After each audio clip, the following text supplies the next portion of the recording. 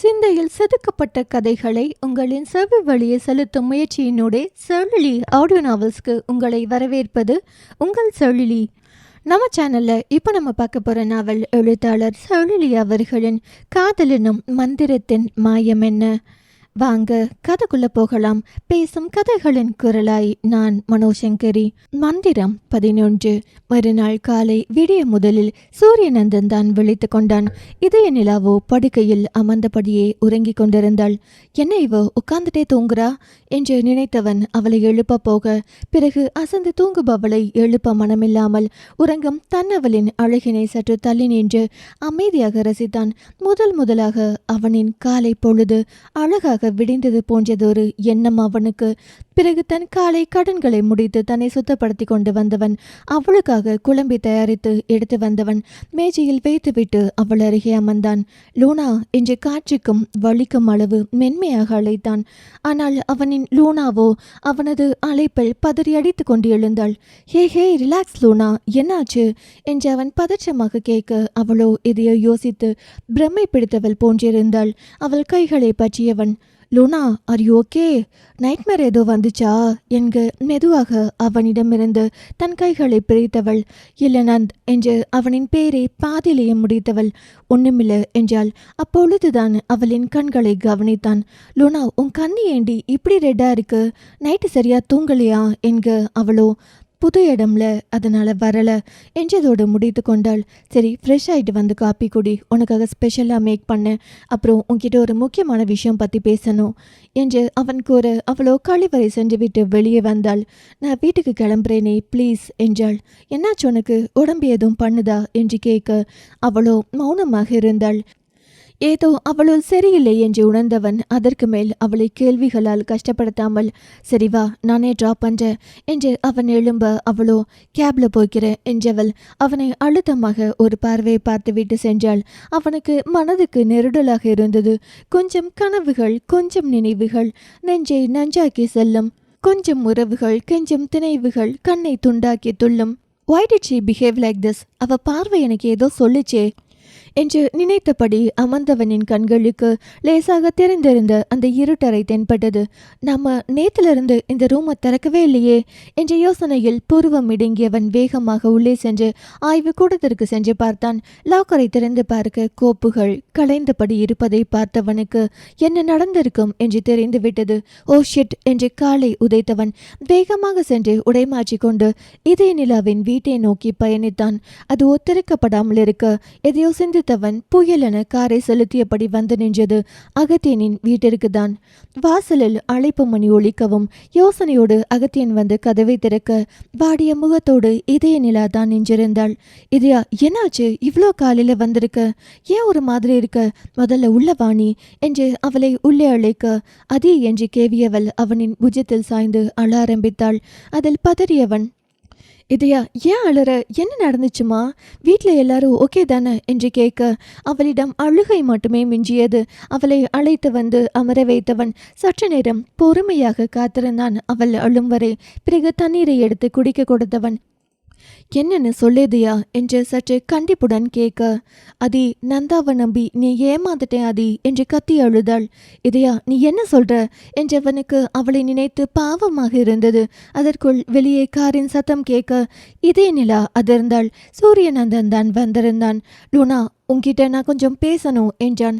எனக்கு எல்லாம் தெரிஞ்சிடுச்சு, இதுக்கு மேல என்ன சொல்லி என்னை ஏமாத்த போறீங்க என்றவளுக்கு நிற்காமல் கண்ணீர் வழிந்தது. லூனா, நீ புரியாம பேசுற, I will explain. By the way, நானே உன்கிட்ட இன்னைக்கு இதை பத்தி பேசலாம்னு தான் நினைச்சேன், அதுக்குள்ள என்று கூறிக்கொண்டிருக்க அவளோ, போதும் நீங்க பேசின வர, முதல்ல உங்களுக்கு எப்படி அதி வீடு தெரியும் என்று கேட்டவள் பின் விரக்தியாக சிரித்தபடி, எவ்வளோ பெரிய பெரிய பிளான் எல்லாம் போட்டிருக்கீங்க, இது கண்டுபிடிக்கிறது உங்களுக்கு ஒரு விஷயமா என்ன, வாட் எவர், அதி அவரை வெளியே போக சொல்லு என்க அவனோ என்ன செய்வது என்று தெரியாமல் முழித்தான். சூரியநந்தனோ, லூனா ப்ளீஸ் புரிஞ்சுக்கோ, இப்போ நீ கூட வந்துதான் ஆகணும், காரியம் முடிகிற நேரத்தில் வந்து ஸ்பாயில் பண்ணாதடி என்றவன் கோபத்தோடு கூற அவளோ, சி இப்படி கேட்க உங்களுக்கு வெக்கமா இல்லை, காதலுங்கிற பேரில் என்னை நம்ப வச்சு ஏமாத்திருக்கீங்க, உங்களை காதலிச்ச பாவத்துக்கு உங்களை அப்படியே விடுறேன், தயவு செஞ்சு மூஞ்சிலேயே முழிக்காம போயிருங்க என்று அவள் பாட்டுக்கு பேசிக்கொண்டிருக்க இங்கு சூரியநந்தனுக்கு ஆத்திரமாக வந்தது.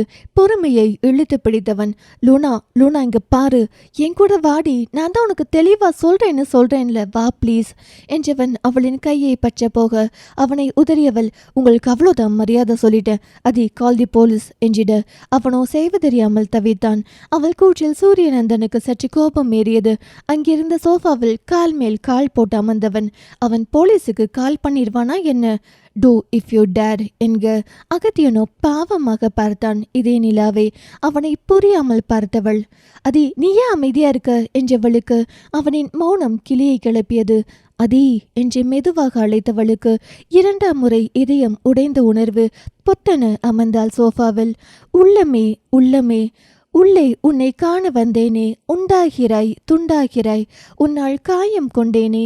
அவளின் முகபாவனையில் அவள் கண்டுபிடித்து விட்டாள் என்று யூகித்த அகத்தியன் தலை குனிய சூரியநந்தனோ, ஸ்மார்ட் லூனா, சொல்லாமலே கண்டுபிடிச்சிட்ட, yes she's my friend cum assistant என்று அவன் வாய்மொழியில் கேட்டவுடன் நிற்காமல் கண்ணீர் பெருக்கெடுத்தது அவளுக்கு. தன்னை சுற்றி உள்ள அனைத்தும் பொய்யாகி போன உணர்வில் மிகவும் பலவீனமாகிவிட்டாள். இதே நிலா கண்ணீரை துடைத்தபடி அவள் எழும்ப அகத்தியனோ, இதையா என்று அவன் ஏதோ கூற வர கை நீட்டி அவனை தடுத்தவள் இருவரையும் அடிப்பட்ட பார்வையோடு பார்த்தாள். அதில் கோபம் கொண்ட அகத்தியனோ, என்ன ஏண்டா மாட்டிவிட்ட, நானாச்சும் அவகிட்ட பேசி புரிய வச்சிருப்பேன் என்று பிரெஞ்சு மொழியில் கூறினான்.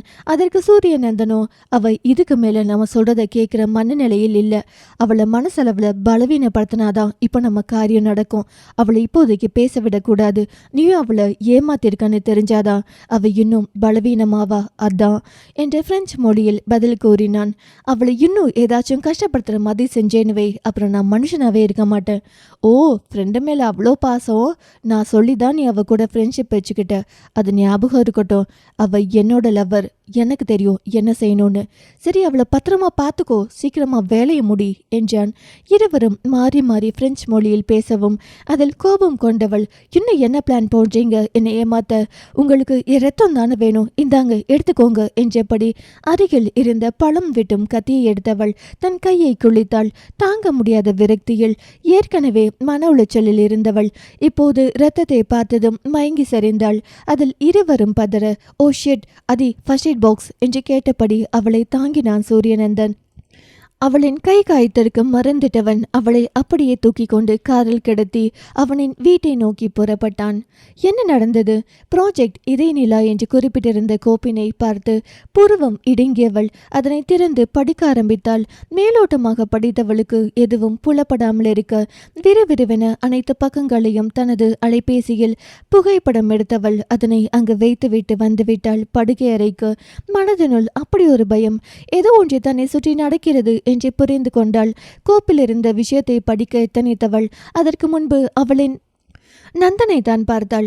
நந்தா, உங்களை ரொம்ப நம்புறேன், அந்த நம்பிக்கையை கெடுக்கிற மாதிரி எதுவும் பண்ணியிருக்க மாட்டீங்க தானே என்று மனதினுள் கேட்க அவனுக்கு தெரிந்ததோ என்னவோ சட்டென உறக்கத்திலிருந்து விழித்தவன், லூனா கூப்பிட்டியா என்க. அதில் சற்று நம்பிக்கை பிறந்தது. கண்டிப்பா என் நந்தா எனக்கு கெட்டது எதுவும் செய்ய மாட்டாரு என்று மனதினுள் உறுதி கூறிக்கொண்டாள். ஒண்ணுமில்ல, தூங்குங்க நந்தா என்று கூற அவனும் மீண்டும் உறங்கிவிட்டான். பிறகு படிக்க ஆரம்பித்தாள். அலைபேசியில் உள்ள பக்கங்களை படிக்க அவள் மனதில் இருந்த தைரியம் அத்தனையும் வடிய தொடங்கியது. மனித ஹார்மோன்களின் ஒன்றான ஆக்சிடோசன் எனப்படும் காதல் ஹார்மோனை பயன்படுத்தி வாசனை திரவியம் தயாரிப்பதுதான் அந்த ப்ராஜெக்டின் நோக்கம் என்று குறிப்பிடப்பட்டிருந்தது. அதுவும் ஆக்சிடோசன் டாக்ஸிசிட்டி எனப்படும் அதிக ஆக்சிடோசன் உற்பத்தியாகும் நபரின் ஹார்மோனிலிருந்து எடுப்பதுதான் இந்த முக்கிய விதி. உலகளாவிய அளவில் நடத்தப்பட்ட இரத்த பரிசோதனையில் சிலருக்கு மட்டும்தான் இந்த ஆக்சிடோசன் டாக்ஸிசிட்டி இருந்தது. அதில் இளம் வயதில் இருந்தது இதே நிலா மட்டும்தான் என்று அதில் உள்ள ஆவணம் ஒன்றில் குறிப்பிட்டிருந்தது. அதனை படித்தவளுக்கு கண்கள் கலங்கியது, குழப்பங்கள் ஏற்பட்டது. எனக்கு எப்படி பிளட் டெஸ்ட் எடுத்தாங்க என்று யோசித்தவளுக்கு ஒரு நாள் தன் ஊரில் இரத்த தான முகாம் ஒன்று நடத்தப்பட்ட போதுதான் இரத்தம் கொடுத்தது நினைவிற்கு வந்தது. சற்று முன் சூரியநந்தன் தன்னை முதலாக பார்த்த நிகழ்வினை கூறும் போது கூட ஒரு ப்ராஜெக்ட் விஷயமாக பாண்டிச்சேரி வந்ததாக குறிப்பிட்டானே, அது இதற்காகத்தான் இருக்குமோ என்ற பெண் அவளுக்கு சந்தேகம் எழுந்தது. அதன் பிறகு அந்த கோப்பில் இருந்த எதுவும் அவளுக்கு புரியவில்லை. தெரிந்தவற்றை வைத்து யோசித்தவளுக்கு தன்னை வைத்து எதையோ செய்ய போகிறார்கள் என்று மட்டும் புரிந்தது. அதுவும் அவளின் நந்தன் இதற்கு உடந்தை என்று தெரிந்து கொண்டவள் முற்றிலுமாக உடைந்து விட்டாள். தன்னை வைத்து பணம் சம்பாதிப்பதுதான் அவனின் நோக்கம் என்றாள். என்னை என் காதல் என்ற பெயரில் ஏமாற்ற நினைத்தான் என்ற ஆதங்கம் அதிகமாக இருந்தது. மனம் முழுக்க ரணமாக இருந்தது. ஒரு சொட்டு தூக்கம் இல்லாமல் இரவு முழுக்க அதனை நினைத்தபடியே அழுது கொண்டிருந்தவள் அப்படியே அமர்ந்தபடியே உறங்கியிருந்தாள். வீட்டிற்கு வந்தவன் மயக்கத்தில் இருந்த இதய நிலாவை தூக்கி கொண்டு வந்து அறையில் படுக்க வைத்தான். காலையிலிருந்து அவள் சாப்பிடாமல் இருக்கிறாள் என்று அறிந்தவன் காலை உணவை செய்து எடுத்து வந்து அவளை மயக்கத்திலிருந்து எழுப்பினான். சலனமில்லாமல் பார்த்தாள் அவனை. லூனா, ஃபர்ஸ்ட் சாப்பிடு என்றவன் அவளுக்கு ஊட்டிவிட எத்தனைக்க தட்டனை வாங்கியவள் தானே சாப்பிட ஆரம்பித்தாள். அவனிடம் போராடவாவது தெம்பு வேண்டுமே என்று அவள் செய்கையில் லேசாக சிரித்தவன் அவளின் தலையை கோதிவிட்டு எழுந்து சென்றான். இவர் கண்ணில் தெரிகிற எனக்கான காதல் பொய்யா? ஆனா எனக்கு அப்படி தோணல. அந்த காதல் எனக்காக என்ன வேணாலும் செய்யலாம்னு தயாரா இருக்கிற மாதிரி இருக்கு. ஆனா இவரோட நடவடிக்கை அதை பொய்யன்னு நிரூபிக்கிற மாதிரி இருக்கு. எது உண்மை எது பொய்? இதுக்கு தான் என்னை இவரை சந்திக்க வச்சியா? பார்க்காமல் இருந்திருந்தா கூட கொஞ்ச நாள்ல மறந்துட்டு நிம்மதியாக இருந்திருப்பேன். ஆனால் நேற்று முழுக்க அவரோட நேசத்தில் என்னை மூழ்கடிச்சு இன்னைக்கு மொத்தமாக எல்லாம் தலைகீழாக மாறிடுச்சு. அது அவனும் இது குடந்த நான் நம்பின எல்லாரும் என்னை இப்படி ஏமாத்துவாங்கன்னு நான் கனவுல கூட நினைக்கல. அவனோட கண்ணில் எனக்கான உண்மையான பாசத்தை நான் பார்த்தேனே, அதுவும் நடிப்பா? இல்லைனா இவங்க ரெண்டு பேரும் நான் தான் தெரியாமல் கண்மூடித்தனமாக நம்பியிருக்கேனா? எனக்கு மட்டும் ஏன் இப்படி நடக்கணும் என்று யோசித்து கொண்டிருந்தவள் சிந்தையில் அப்போதுதான் வீட்டின் ஞாபகம் வர வந்தவரை அனைத்தையும் கூறிவிடலாம் என்று நினைத்து அலைபேசியை தேட அவளின் நோக்கம் புரிந்தவன். சாரி லூனா, ஒரு 2 நாளைக்கு உனக்கு மொபைல் கொடுக்க மாட்டேன். வீட்டில் உன்னை தேட மாட்டாங்க. Don't worry. உன் மேனேஜருக்கும் உன் மொபைல்ல இருந்து லீவ் வேணும்னு மெசேஜ் பண்ணிட்டேன் என்று அவன் சாதாரணமாக கூற அவளுக்கு அவ்வளவு ஆத்திரமாக வந்தது. ஆனால் அது வார்த்தைகளால் வெளிப்படுவதற்கு முன் கண்ணீரால் வெளிவந்தது. ஏண்டி இப்படி அலற? I can fair it Luna, please அழாத என்றான் மென்மையாய். நேற்று வரை இனித்த அவனது மென்மை இப்பொழுது கசந்தது. ஏன் அந்த என்னை ஏமாத்துனீங்க? ஒரு வார்த்தை இதுதான் விஷயம்னு என்கிட்ட சொல்லியிருக்கலாமே. நான் என் மனசுல காதலை வளர்த்துக்காம இருந்திருப்பேன். ரத்தம் கூட போயிட்டு போதுன்னு கொடுக்க எனக்கு ஒன்று வருத்தம் இல்லை என்று அவள் கூற அவனோ, நான் உன்கிட்ட எதையுமே மறைக்கல. என் நோக்கத்தை உன்கிட்ட டைரக்டாவே கேட்டேனே, மறந்துட்டியா என்று அவன் கேட்க அவளோ குழம்பினாள். என்ன சொல்றீங்க? என்கிட்ட எப்போ கேட்டீங்க? நேத்து ஈஃபில் டவரில் வச்சு ப்ரப்போஸ் பண்ணும்போது உன்கிட்ட என்ன சொன்ன என்று அவன் கேட்க அதனை நினைவு கூர்ந்து பார்த்தவளுக்கு அவன் கூறிய, ஏதோ இப்படி ஒவ்வொரு தடவையும் உனக்குள்ள உருவாகிற ஆக்சிடோசன் ஹார்மோன் மொத்தமோ எனக்காக மட்டுமே உருவாக்கி எனக்கு மட்டும் சொந்தமாகணும், கிடைக்குமா என்ற கூற்று நினைவுக்கு வர மொத்தமாக உடைந்தாள் அவள். காயத்தை நேசித்தேனே, என்ன சொல்ல நானும் மினி, நான் கனவிலும் வசித்தேனே, என்னுடைய உலகம் தனி. சீலியோனா, உன்கிட்ட நான் எதையும் மறைக்க நினைக்கல. முழுசா என்னால் சொல்ல முடியலனாலும் விஷயத்த உன்கிட்ட நான் மறைமுகமாக சொல்லியிருக்கேன். ஏன்னா என் காதல் உண்மை. மிச்சத்தையும் இன்னைக்கு சொல்லலாம்னு தான் நினச்சேன். ஆனால் அதுக்குள்ள என்று அவன் கூற, காதலா என்று கேட்டு விரக்தியாக சிரித்தவள். அந்த காதலை கூட உங்க சுயநலத்துக்கு தேவைப்படுற மாதிரி தானே என்கிட்ட சொல்லியிருக்கீங்க எனவும் அவன் மௌனமாக இருந்தான். இன்னும் என்னென்ன மறைச்சு வச்சிருக்கீங்க? இவ்வளோ நடந்ததை பார்த்தா அப்போ என்னை பாரிஸுக்கு வர வச்சதுலேருந்து இப்போ வர எல்லாம் உங்கள் பிளான் படி தான் நடக்குது, அப்படி தானே? அதை சொல்லி தான் நான் உங்களை லவ் பண்ணுற விஷயம் உங்களுக்கு தெரிஞ்சிருக்கு, ஆமை ரைட் என்று அவள் கேட்க அவனும் ஆமென்றான். கோவிலில் பார்த்தேன், லவ் பண்ணேன்னு சொன்ன எல்லாம் பொய்யா நந்தா? ஏக்கமாக கேட்டாள் அவள். அவன் பதில் கூற விளைய அதற்குள் வீட்டின் அழைப்பு மணி ஒலிக்கும் சத்தம் கேட்டது. தனது அலைபேசியின் வழியே யாரென பார்க்க அவனின் முகத்தில் தீவிரம். கதவினை திறக்க ஒரு 50 கடந்த மனிதர் ஒருவர் வந்தார். அவரை பார்க்க 40 வயது போல்தான் அனைவருக்கும் தெரியும். கட்டுக்கோப்பான உடல், நேர்த்தியான உடை என்று மிடுக்காக இருந்தார். வந்தவர் இதே நிலாவை ஒரு பார்வை பார்த்துவிட்டு சென்று சோஃபாவில் அமர்ந்தார். எப்படி போயிட்டுருக்கு எல்லாம்? கண்ணீரென வந்தது அவரது குரல். All good, everything is under our control, nothing to worry என்றான் பட்டும் படாமல். அவரோ, ஒரு நிமிஷம் வெளியே வா என்றபடி எழுந்து சென்றார். அவனும் கதவை அடைத்துவிட்டு வெளியே வந்தான். நடப்பதை புரியாமல் பார்த்த இதய நிலாவோ அவர்கள் என்ன பேசுகிறார்கள் என்று கேட்க எண்ணி கதவின் அருகே வந்து கேட்டாள். அவ்வளவு தெளிவாக கேட்கவில்லை என்றாலும் கொஞ்சமாக சத்தம் கேட்டது வெளியே. I have seen some changes in your behaviour Surya என்று அவர் கூற அவனோ all are just acting so that she could believe us என்றான். அதனை கேட்டவள் அதிர்ந்தாள். பிறகு வெளியே என்ன நடந்ததோ, என் மேல நம்பிக்கை இல்லையா உங்களுக்கு? What is the need for this என்றான் சூரியநந்தன். ஆக்டிங்காக மட்டும் இருந்தா உனக்கு நல்லது. This is for the safety purpose என்று கூறிவிட்டு அவர் சென்றுவிட அவனோ காலால் எதையோ உதைப்பது போன்ற சத்தம் கேட்டது. கடைசியாக அவர்கள் எதை குறித்து பேசுகிறார்கள்? அங்கு என்ன நடந்தது என்று அவளுக்கு புரியவில்லை. மீண்டும் வந்து படுக்கையில் அமர்ந்து கொண்டாள். அவன் உள்ளே வருவதற்குள் உள்ளே வந்தவன், don't try to escape from me, லேபுக்கு போகிறேன் என்றவன் சொல்ல போக அவளோ, இவ வந்துட்டு போகிறது யாரு என்று கேட்டாள். அவளை அழுத்தமான பார்வை ஒன்றை பார்த்தவன், ஹீஸ் மை டேட் சாணக்கியன் என்று கூறிவிட்டு சென்று விட்டான். அப்பாவா? அப்போ அப்பாவும் புள்ளியும் சேர்ந்துதான் இது செய்கிறாங்களா? ஐயோ, எனக்கு ஒன்றுமே புரியலையே என்று தலையில் கை வைத்து அமர்ந்து விட்டாள். தவறு செய்து விட்டதாக தோன்றியது. நேற்று விஷயம் தெரிந்த போதே தன் வீட்டினரிடம் விஷயத்தை கூறியிருக்க வேண்டுமோ என்று இப்பொழுது தோன்றியது.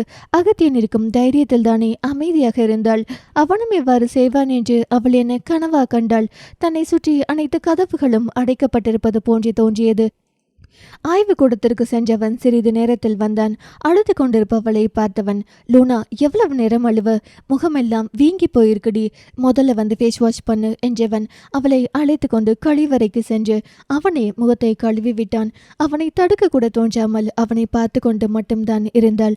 இப்பொழுது தன் அருகில் இருப்பவன் நிஜமா அல்லது நடிப்பா என்றபடி முகம் கழுவிய பின் கட்டிலில் அவளை அமர வைத்தவன் தானும் உடன் அமர்ந்தான். நந்தா, இந்த ப்ராஜெக்ட் விஷயம் எல்லாம் சும்மா பொய்ன்னு சொல்ல மாட்டீங்களா என்றவள் அவனின் சட்டையை பிடித்தபடி ஏக்கமாக கேட்டாள். அவனுக்கும் கண்கள் கலங்கியது. இதோ எனக்காக கலங்குற இந்த கண்கள் பொய்யா என்றவள் கேட்க அவனோ, என் கண்ணுல உனக்கு பொய் தெரியுதா? நான் காற்ற அன்புல உனக்கு பொய் தெரியுதா என்று கேட்க அவளோ இல்லை என தலையசைத்தாள். அவளின் நெற்றியில் அழுத்தமாக அவன் முத்தம் கொடுக்க அவனின் லூனா சற்று ஆசுவாசமடைந்தாள். சட்டென அவளின் கரத்தை பற்றியவன் அவளது மணிக்கட்டின் நரம்பின் ஊசியை சொருகி சில துளிகள் ரத்தத்தை எடுத்தான். அவள் சுதாரிக்கும் நேரத்திற்குள் அவன் செய்துவிட, நந்தா, என்ன செய்றீங்க என்று அதிர்ந்து கேட்டாள் அவள். அது ஒண்ணுமில்ல லோனா, ஒரு சின்ன டெஸ்டுக்கு தேவை என்றவன் எழுந்து செல்ல போக நிமிடத்திற்கு ஒரு முகம் காட்டும் சூரியநந்தனை பயத்தோடு பார்த்தாள். அப்போ இவ்வளோ நேரம் நீங்க பேசினது என்று மிகவும் பரிதாபமாய் கேட்டாள். சாரி லூனா, இப்போ நான் செய்ய போற டெஸ்ட்டுக்கு ஆக்சிடோசன் அதிகமாக ரிலீஸ் ஆகிற நேரத்தில் பிளட் எடுத்தாதான் எஃபெக்டிவாக இருக்கும். ஃபோர்ஹெட் கிஸ் பண்ணுறப்போ ஆக்சிடோசன் அதிகம் ரிலீஸ் ஆகும். That's why. ஆனால் அதுக்காக என் அன்பு பொய்ன்னு அர்த்தம் இல்லை என்றவன் சென்றுவிட அடிப்பட்ட பாம்பாய் உணர்விழந்து அமர்ந்து விட்டாள் அவள். 1 மணி நேரம் கழித்து மீண்டும் அவன் அவளிருந்த அறைக்கு வர செல்லும் போது என்ன நிலையில் இருந்தாளோ அவ்வாறே அசையாமல் அமர்ந்திருந்தாள். பதறியவன், லூனா, என்னாச்சு என்று அருகில் செல்ல அவனை கை நீட்டி தடுத்தவள். என்னாச்சு சூரியநந்தன்? டெஸ்டுக்கு பிளட் பத்தலையா? மறுபடியும் எடுக்கதான் இந்த டிராமாவா என்க அவனோ மௌனமாய் நின்றான். அதெல்லாம் வேணாம், இந்த பேப்பரில் மட்டும் சைன் பண்ணு என்று அவன் ஒரு ஆவணத்தை நீட்ட அவளோ வாங்கிவிட்டு அவன் முகத்திலேயே விட்டெறிந்தாள். லூனா, விளையாடாத, சைன் போடு, நேரம் ஆயிடுச்சு, நாம் இப்போ ஒரு இடத்துக்கு போகிறோம், அங்கே வந்து நான் சொல்கிற மாதிரி நீ சொல்லணும் என்று அவன் கூற அவளோ இல்லனா என்றாள். டூ வாட் ஐ சே என்று மீண்டும் கூறினான் அவன். முடியாது, சைன் போட மாட்டேன். நீங்கள் கூப்பிட்ற இடத்துக்கு வந்து நீங்கள் சொல்கிற மாதிரி சொல்ல மாட்டேன். என்ன செய்வீங்க? கொன்னுடுவீங்களா? ப்ளீஸ் சீக்கிரம் செய்யுங்க, உங்களை காதலிச்ச பாவத்துக்கு அதை அனுபவிச்சுக்கிறேன் என்றவள் அழுதாள். மீண்டும் சூரியநந்தனுக்கோ ஃப்ரெண்ட்ஸ் கூட சின்ன சண்டை வந்தால் கூட மனசு கஷ்டமாகி ரொம்ப அழுதுருவேன் என்று இதே நிலை கூறியதாக அகத்தியன் கூறியது நினைவிற்கு வந்தது. ஆக்சிடோசன் டாக்ஸிசிட்டி தான் இவ ஹைப்பர் எமோஷனாக காரணம். இவளை எப்படி நான் இப்போ சமாளிக்கிறது என்று யோசித்தவன் பிறகு எதையோ நினைத்து வேற வழி இல்லை என்று நினைத்தவன், ஓ, அவ்வளோ தைரியம் ஆயிடுச்சா உனக்கு? நீ இப்போ நான் சொல்றதை செய்யலைன்னா உனக்கு தான் பிரச்சனை என்று மீண்டும் அவன் வாய்ப்பு கொடுக்க அவளோ, உங்களால் முடிஞ்சதை பார்த்துக்கோங்க என்றாள் அதீத கோபத்தில். உன்னை எப்படி வலிக்கு கொண்டு வரதுன்னு எனக்கு நல்லாவே தெரியும், இரு வரேன் என்று சென்றவன் சிறிது நேரம் அலைபேசியில் பிரெஞ்சு மொழியில் பேசிவிட்டு வந்தான். சிறிது நேரத்தில் அவனுக்கு ஒரு காணொளி அழைப்பு வர அதை இதய நிலாவிற்கு காட்டினான். அதில் இதய நிலாவின் சகோதரன் உதயச்சந்திரன் கைகள் கட்டப்பட்ட நிலையில் முட்டி போட்டு அமர்ந்திருக்க அருகில் துப்பாக்கியோடு அகத்தியன் நின்றிருந்தான். அதனை பார்த்தவளோ உதய் என்றபடி கதறினாள். மந்திரம் 12. உதயை அந்நிலையில் கண்டவள் கதற சூரியநந்தனோ அலைபேசியை துண்டித்தான். உதய் எப்படி இங்க வந்தா? அவனை என்ன சொல்லி ஏமாத்துனீங்க? ஐயோ, உங்களுக்கு என்ன தான் வேணும்? ஏன் இப்படி என்னை சித்திரவதை பண்றீங்க என்றவள் தலையில் கை வைத்து அமர்ந்தாள். லூனா பேபி, இங்க பாரு என்றவன் அவள் கைகளை பற்று அவளோ அவனை தட்டி விட்டாள். பெருமூச்சு விட்டவன், ஹே இங்க பாருடி, இதெல்லாம் இன்னும் 2 மணி நேரம்தான். உன்னை காயப்படுத்துறது என் நோக்கமே இல்லை. என் லூனாவை நானே காயப்படுத்துவேனா? இப்போ நீ நான் சொல்றத கேட்க மாட்டேன்னு அடம் பிடிக்கிறதுனால தான் நான் உதய வச்சு மூவ் பண்ண வேண்டியதா இருக்கு. என் செல்லம்ல ப்ளீஸ் கோஆப்ரேட் பண்ணு என்றவன் அவளை இழுக்க அவள் அடம் பிடிக்க அவனோ இது சரிப்பட்டு வராது என்றபடி மீண்டும் அலைபேசியை எடுக்க அதில் பதறியவள். எதில் சைன் பண்ணணும் என்றால் கண்ணீரை துடைத்தபடி. ஸ்மார்ட் கேர்ள் என்றவன் ஆவணத்தை எடுத்து கொடுக்க அதனை படித்தாள் அவள். அது அவளது ஹார்மோனான ஆக்சிடோசின் மூலம் தயாரிக்கப்படும் வாசனை திரவிய செயல்முறைக்கான பேட்டன்ட் எனப்படும் காப்புரிமை ஆவணம். பொதுவாக வாசனைகளுக்கு காப்புரிமை பெற முடியாது. ஆனால் தயாரித்த வாசனை திரவியத்தின் கலவைகளுக்கும் அதன் செயல்முறைக்கும் காப்புரிமை பெறலாம். இதே நிலாவின் ஆக்சிடோசினை பயன்படுத்தி இனி வேறு எவராலும் வாசனை திரவியம் தயாரிக்க முடியாது என்றும் அந்த உரிமை முழுக்க முழுக்க சூரியநந்தனுக்கு மட்டுமே இருக்கிறது என்றும் அவர் எனது ஆக்சிடோசின் ஹார்மோனை பயன்படுத்துவதில் எனக்கு மனப்பூர்வமான சம்மதம் என்றும் அந்த ஆவணத்தில் குறிப்பிடப்பட்டிருக்க படித்து முடித்தவள் கண்ணீரோடு சூரியநந்தனை ஏறிட்டாள். பிறகு வேறு வழியின்றி கையெழுத்திட்டாள். தேங்க்ஸ் பேபி, இந்த ட்ரெஸ் வியர் பண்ணிக்கோ, உனக்காக வாங்கிட்டு வந்தேன். சரி போய் ரெடி ஆயிட்டு வா, ஐம் வெயிட்டிங் ஃபார் யூ என்றவன் அவளுக்காக காத்திருந்தான். அவளும் வாடிய முகத்தோடு தயாராகி வந்தாள். வந்தவளின் முகத்தையே அவன் பார்த்திருந்தான். அவனின் கண்களோ ஏதோ ஒன்றை தனக்கு கூறுவது போலவே தோன்றியது. இவனோடு இந்த கண்ணை நம்பவா இல்ல இவனோட செயலை நம்பவா என்றபடி பரிதாபமாக பார்த்தாள் அவனை. பிறகு Luna, you have one surprise என்றவன் ஒரு சிறிய கண்ணாடி குடுவையை காட்டினான். அதை திறந்ததும் அதிலிருந்து ஒரு பிரத்யோக மனம் வெளிவந்தது. அது அவளின் நாசியை துளைக்க அவளுக்கு பழக்கப்பட்ட வாசனை போன்று தோன்றியது. அவள் புரியாமல் அவனை நோக்க அவனோ, என்ன பார்க்குற? This is your smell with some other extras, நான் கண்டுபிடிச்சது என்று அவன் கூற அவளுக்கோ அதனை வாங்கி தரையில் வீசி எறிந்து உடைக்கும் அளவிற்கு ஆத்திரம் எழுந்தது. ஆனால் அவளின் உயர் சகோதரன் அவனது பிடியில் இருக்கிறானே, அது மட்டுமில்லை, மனதில் இருக்கும் கோபமும் ஆத்திரமும் அவனுடைய கண்களை கண்டால் மட்டும் கரைந்து போவது போல் தோன்றியது. அவள் சிந்திக்கும் திறனையும் மீறி ஒரு பாதுகாப்பு தன்மை அவன் கண்களில் அவளுக்கு தெரிந்து கொண்டே இருப்பது போல தோன்றியது. இன்னும் சற்று நேரம் அந்த கண்களை பார்த்தால் அவன் தனக்கு எதிராக தவறேதும் செய்யவில்லை என்று தன் மனம் நம்பிவிடுமோ என்ற பயமெல அவன் கண்களை பார்க்காமல் மௌனமாக நின்றாள். சரிவா, டைம் ஆயிடுச்சு என்றவன் அவளை அழைத்து கொண்டு காரில் ஏறினான். வண்டியை கிளப்பியவன், இங்க பாருலூனா, இப்ப நாம போக போற இடம் என்டையர் பிரான்ஸில் தயாரிக்கும் பெர்ஃப்யூம் எல்லாத்துக்கும் பேட்டன்ட் வாங்குற இடம். கிட்டத்தட்ட கோர்ட் மாதிரி. நம்ம டாக்குமெண்ட்ஸ் எல்லாம் சப்மிட் பண்ணதோ அவங்க சில கொஸ்டின்ஸ் கேட்பாங்க. உன்னோட ஹார்மோன்ஸ் யூஸ் பண்ணுறதுனால உங்ககிட்ட கேட்பாங்க, உங்களை மிரட்டி எதுவும் செய்ய வைக்கிறாங்களா அப்படின்னு. நீ no I'm okay with this whole ஹார்ட்டட்லின்னு மட்டும் சொன்னா போதும். சொல்லிடுவேல என்று கேட்டவன் பின்பு அவனே, அதெல்லாம் சொல்லித்தானே ஆகணும் என்று விட்டு சிரித்தான். சிறிது நேர பயணத்தில் அவர்கள் இறங்க வேண்டிய இடம் வர இருவரும் இறங்கினர். இறங்கியவன் எதையோ யோசித்து பெருமூச்சு விட்டான். பின்பு இதய நிலாவை இறுக்கமாக கட்டி கொண்டான். தடுக்க தோன்றியும் அவளால் தடுக்க இயலவில்லை. ஆனால் அவளின் செவிக்கருகில் வேகமாக துடிக்கும் அவன் இதயத்தின் சத்தம் மட்டும் கேட்டது. அதுவும் தன்னிடம் ஏதோ கூற விளைவது போன்று தோன்ற அதனை நம்ப மறுத்தவளின் கண்களில் கண்ணீர் வழிந்தது. அவளின் விழிநீர் அவனின் மார்பை சுட அவளின் கண்ணம் பற்றி தன்னை பார்க்க செய்தவன் அவள் கண்ணீரை துடைத்தபடி அழுந்த முத்தமிட்டான் அவளின் பிறை நூதலில். ஏனெந்தா, இங்கேயோ என் பிளட் எடுத்து டெஸ்ட் பண்ணுவாங்களா என்று அவள் கேட்க அவனோ, இல்லைனோனா ஏன் கேட்குற என்றான் புரியாமல். இல்லை, ஃபோர்ஹெட் கேஸ் பண்ணீங்கள அதனால கேட்டேன் என்றால் உணர்ச்சி துடைத்த முகத்தோடு. அதில் வராத சிரிப்பை வரவைத்து இதழ் வளைய சிரித்தவன், வா உள்ள போலாம் என்றபடி கரம் பற்றி அழைத்து சென்றான். சிறிய நீதிமன்றம் போல இருந்தது அந்த பெரிய அறை. மையமாக 4 அமர்ந்திருந்தனர். அவர்களுக்கு பக்கவாட்டில் காவல் அதிகாரிகள் 2, நீதிபதி 1 அமர்ந்திருந்தனர். எதிரில் 3 நாற்காலிகள் போடப்பட்டிருக்க அதில் ஒன்றில் சாணக்கியன் அமர்ந்திருந்தார். வந்தவர்களை கண்டு எழுந்து வந்த சாணக்கியன், எவ்வளவு நேரம் வெயிட் பண்றது, சீக்கிரம் வர தெரியாதா என்று கடிந்து கொண்டார். சமாளிச்சு கூட்டிட்டு வர டைம் ஆயிடுச்சு என்றான். நீ சமாளிக்கிற லட்சணத்தை தான் கேட்டேனே என்றவர் முறைத்தபடி கூறினார். பிறகு பார்வையை இதே நிலாவின் பக்கம் திருப்பி ஒரு முறை பார்த்துவிட்டு, I hope that she won't collapse anything, come என்றபடி இருவரையும் அழைத்து கொண்டு உள்ளே சென்றார். ஒவ்வொருவராக மாறி மாறி பிரெஞ்சு மொழியில் கேள்விகள் கேட்க ஒவ்வொன்றுக்கும் பொறுமையாக நேர்த்தியாக பதில் கூறினான் சூரியநந்தன். இன்னும் இதே நிலாவிடம் வாக்குமூலம் வாங்குவது மட்டும்தான் மிச்சம். சூரியநந்தன் முகத்தில் ஒருவித நிம்மதியும் சாணக்கியனின் முகத்தில் ஒருவித கர்வமும் குடியேறியிருந்தது.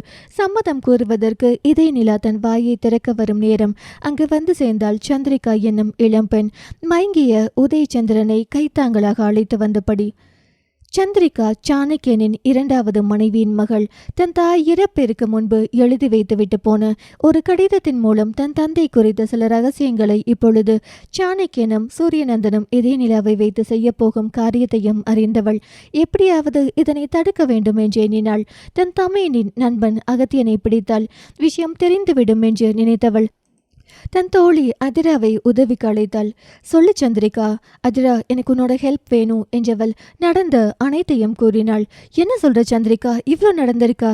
சரி, இதுல நான் உனக்கு என்ன உதவி செய்ய முடியும்னு நினைக்கிறேன்? அது இதுல அகத்தியனுக்கும் பங்கு இருக்கு என்றதும் அதிரா அதிர்ந்தாள்.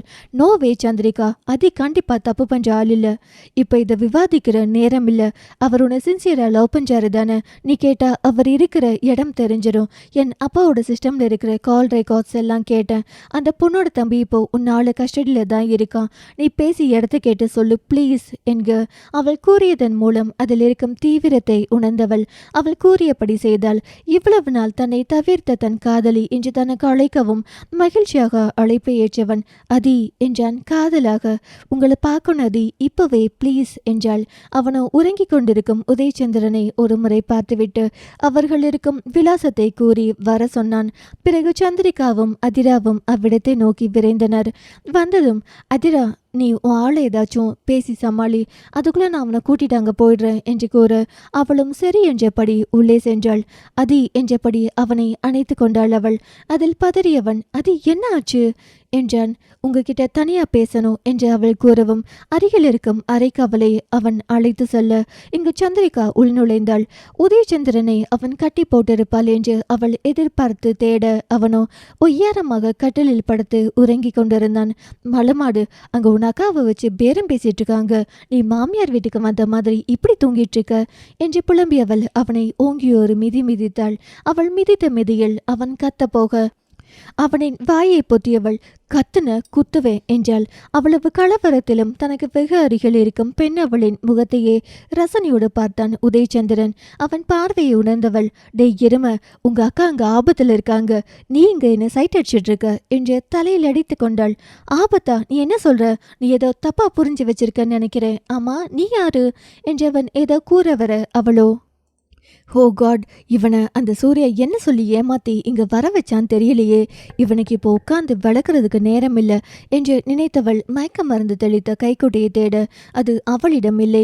வரும் வழியில் எங்கும் விழுந்து விட்டதோ என்று யோசித்தவள் தனது பர்சில் இருந்த தூக்க மாத்திரையை ஆயுதமாக எடுத்தாள்.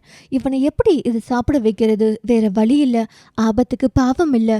அந்த பொண்ணை எப்படியாச்சும் காப்பாற்றணும் என்று நினைத்தவள் அவனின் கன்னத்தில் முத்தம் கொடுக்க அவள் கொடுத்த முத்தத்தில் அதிர்ந்து அவன் வாயை பிளக்க உடனே அவன் வாய்க்குள் மாத்திரையை போட்டவள் தண்ணீரை ஊற்றினாள். மாத்திரை டோஸ் சற்று அதிகம் என்பதால் உடனே கண்களை சுழற்ற ஆரம்பித்தது உதயச்சந்திரனுக்கு.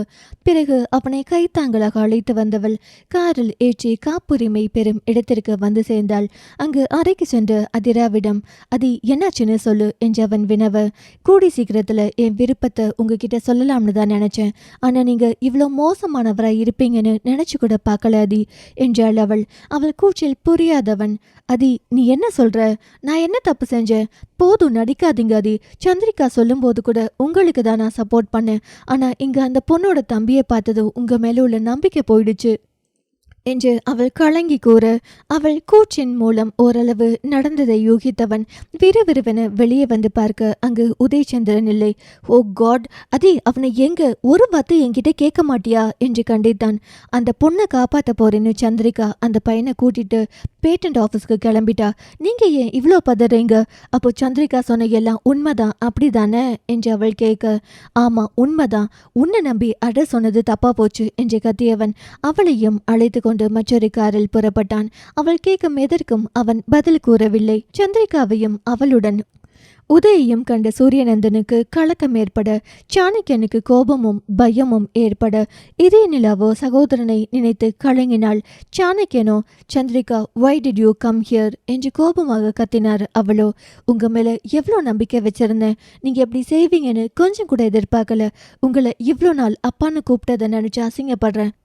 உங்க ரகசியம் வெளியே தெரிய வேண்டிய நேரம் வந்துருச்சு என்றவள் சூரியநந்தனிடம், உன்னை எனக்கு பிடிக்காட்டினாலும் நீ நேர்மையான முறையில தான் எப்போதும் நடந்துப்பேன்னு எனக்கு ஒரு மரியாதை இருந்துச்சு உன் மேல. ஆனா இன்னைக்கு மொத்தமா போயிடுச்சு என்றவள் இதே நிலாவிடம்.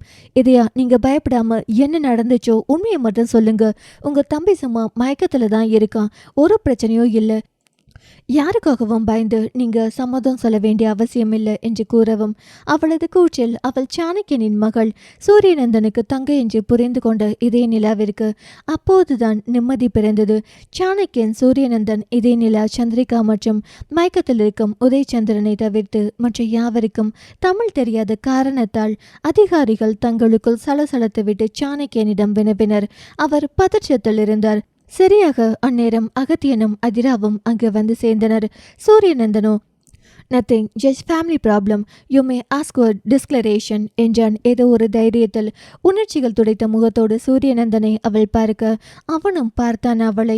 அனைவரின் கவனமும் இதே நிலாவின் மேல் இருந்தது. அவளது பதிலை எதிர்நோக்கி இதே நிலாவின் ஒரு மனம் நேற்று இரவிலிருந்து அவன் அளித்த மனக்காயங்களை நினைவுபடுத்த, மறுமணமோ அவன் தன் மீது காட்டிய காதலை நினைவுபடுத்தியது. அவள் நினைத்தால் அவளை ஏமாற்றிய சூரியநந்தனை இப்பொழுது நிலைக்குழிய செய்யலாம். இரு மனங்களுக்கு நடுவில் போராடிய இதே நிலாவின் மனத்தராசு இறுதியில் காதல் மனதின் பால் சாய எந்த வகையிலும் சூரியநந்தன் தன்னை வற்புறுத்தவில்லை. நான் மனப்பூர்வமாக தான் சம்மதித்தேன் என ஆங்கிலத்தில் கூறி முடித்தாள்.